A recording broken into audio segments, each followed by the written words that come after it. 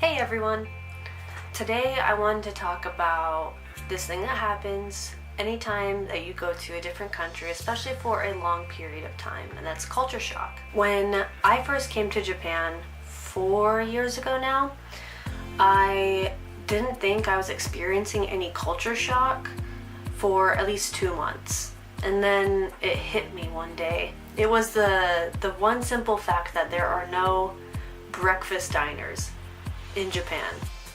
And for some reason that made me really sad and mad, and I started feeling really emotional about how I can't find a pancake at 3 in the afternoon. Japan does have pancakes served here, but they're a dessert item, and they do have Denny's, but it's not that great, honestly.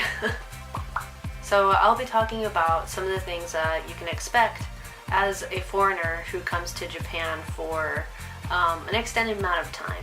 So obviously one of the first things that will be a huge difference from your own country is the language. My Japanese is not really the super best, so I have a lot of trouble articulating my exact opinions and feelings and being an active participant in a conversation with Japanese people or anybody speaking Japanese. It's very frustrating. And through that, it felt like I was being treated in a patronizing manner when that wasn't exactly the case. Sometimes it kind of is. One of those things that really makes it feel like I'm being patronized is the head tilt.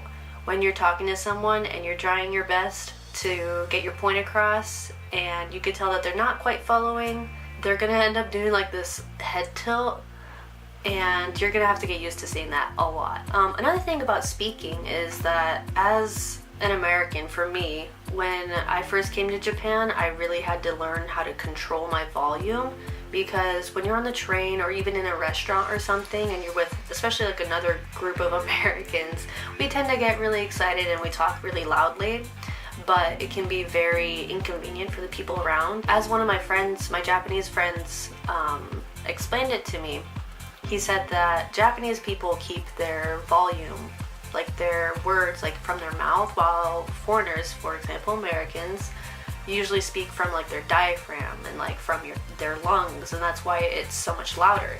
Even now I'm trying to speak just from my mouth because my neighbors can probably hear every word I'm saying. The walls are so thin. That's something to look out for, is making sure that you're not being too loud wherever you go. What I was also surprised about is that when you're standing in line somewhere, maybe Starbucks or at the convenience store or something, sometimes I want to make small talk, but it's not very common that Japanese people just turn to each other and start talking about something. The times I've tried were at the Hub, this chain English or British bar, and I was waiting in line and I started talking to someone next to me, and they had this deer in the headlight look, oh no, what do I do?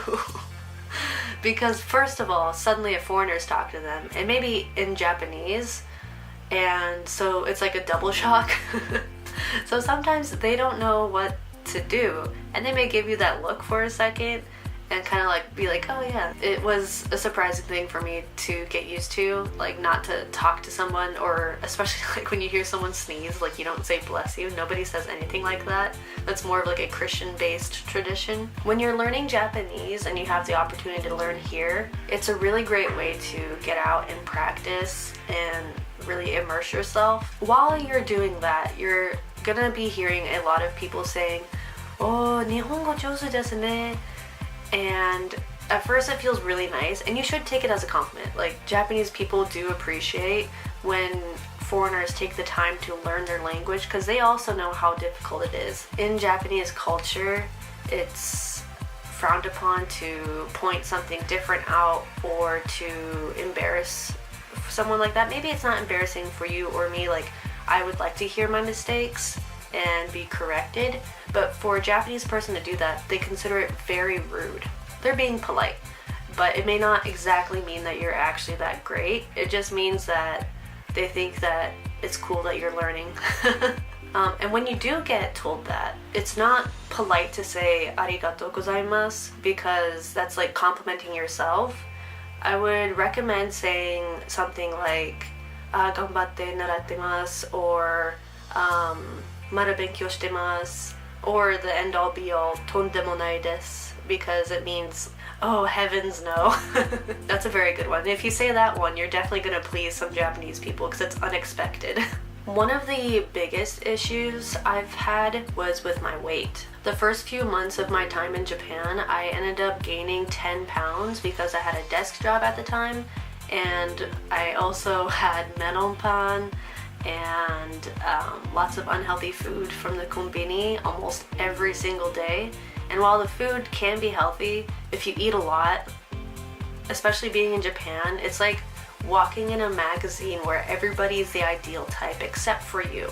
That was how I felt. It also affected things I've never even worried about before, like my height.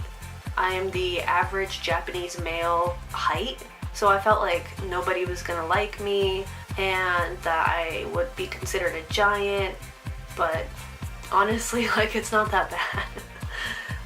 I also worried about my hand size because I do have really long fingers and it makes my hands look really big. So I thought, like, oh no, like if I'm holding the handle on the train, people are gonna see my hands and think that I'm a huge, like, Godzilla walking through. Another thing is my feet. I've also learned that people, I mean, how often do you notice someone else's feet? Nobody's gonna notice, like, your feet, like, no matter what size they are. So the only thing I have a problem with my feet is finding shoes here because, for example, at ABC Mart, the biggest size for women's shoes is 24.5 most of the time, but I'm at 25.5, and I've been laughed at exactly 2 times by older Japanese men who are working at the shoe stores I've gone to, and by asking if they had a certain shoe in my size. They actually said, both of these guys, 2 different times, they both said that they don't sell those shoes in men's sizes. So for clothes, at least, like, I would love to not rely on H&M and Forever 21 all the time. It's just hard to find clothes that fit and make me look good and feel good about myself. So I end up just going there. In the off chance I could find a nice shirt that fits, it's probably from Earth Music and Ecology or Uniqlo or something like that. There was one time where I was on a date with a Japanese guy. He ended up going to America for study abroad after, and then when he came back, we met up again. And he was like, yeah, you know what? You're not fat. And I was like, well, yeah. But he had thought that I was, like, super overweight, and then when he came back from America, he told me that he realized that I'm actually not that big.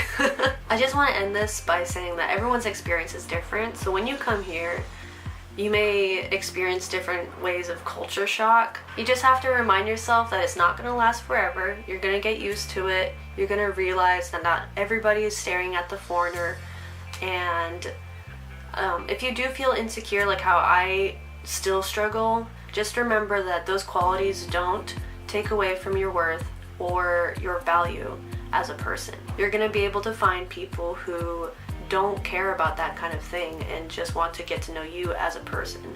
It may be really hard, but definitely keep your head up. Make sure to enjoy your time in Japan. That's all that matters. Alright, so that's it for today. I'll see you next week.